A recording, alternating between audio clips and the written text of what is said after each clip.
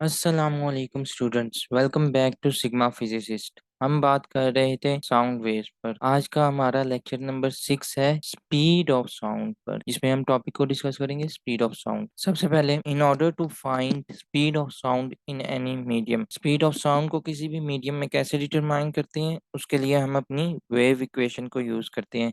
क्या है वो? v equal to f lambda. ये आपने चैप्टर नंबर 1 में भी पढ़ी होगी। तो speed of sound depend upon nature of medium.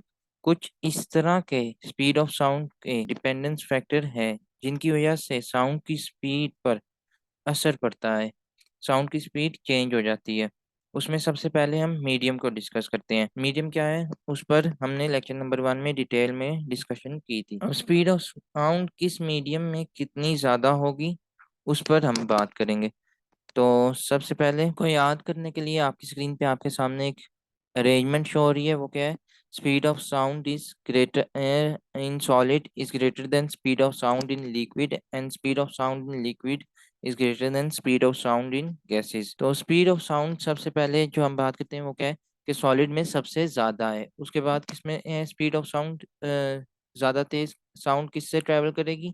Liquid से। और उसके बाद किससे ट्रैवल करेगी? गैसेस से। Speed of sound in solid is 15 times as compare to speed of sound in gases. Speed of sound जो सॉलिड में है वो 15 गुना ज़्यादा है एज कंपेयर टू गैस के।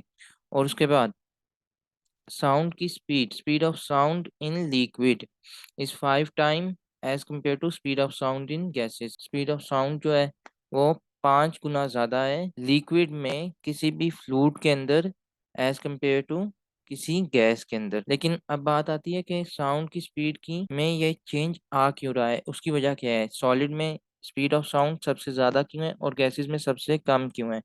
तो उसकी जो सिंपल सी और बेसिक सी रीजन है वो आप लोगों ने क्लास 9 में भी मॉलिक्यूलर अरेंजमेंट पढ़ी होंगी। उसी की वजह से स्पीड ऑफ साउंड में मीडियम के साथ फर्क आता है। क्योंकि देखें, सॉलिड में क्या है, सॉलिड में मॉलिक्यूल एक दूसरे के बिल्कुल नियर टू हैं, क्लोजली अटैच्ड हैं एज कम्पेयर टू लिक्विड। और फिर लिक्विड, इसीलिए सॉलिड में साउंड आराम से ट्रेवल कर जाएगी।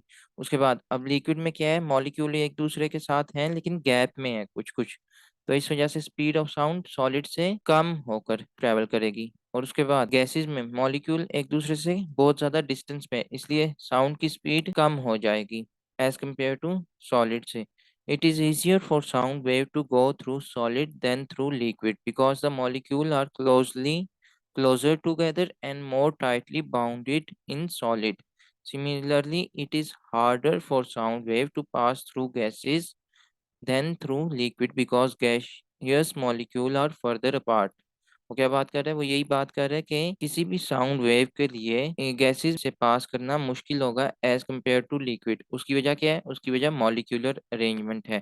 इसके साथ ही साउंड के कुछ और फैक्टर भी हैं स्पीड ऑफ साउंड के, जिसकी वजह से स्पीड ऑफ साउंड पे फर्क पड़ता है। उसमें क्या है? पहला factor temperature, humidity, density of medium. अब टेम्परेचर में फर्क आएगा, टेम्परेचर में फर्क आने की वजह से ही स्टेट ऑफ मैटर चेंज होते हैं। तो इसी वजह से स्पीड ऑफ साउंड पे फर्क पड़ेगा। आपकी बुक में इन को डिराइव नहीं किया गया, बल्कि इनको सिर्फ बताया गया है कि सिर्फ टेम्परेचर, ह्यूमिडिटी या डेंसिटी ऑफ मीडियम वो फैक्टर हो सकते हैं जिसकी वजह से स्पीड ऑफ साउंड पे फर्क पड़ सकता है। आज का लेक्चर इसी के साथ खत्म होता है। नेक्स्ट वीडियो में हम साउंड को ही मजीद डिटेल में डिस्कस करेंगे। तब तक के लिए आप अपना ख्याल रखें और चैनल को सब्सक्राइब करें और दोस्तों के साथ शेयर करें। अल्लाह हाफिज।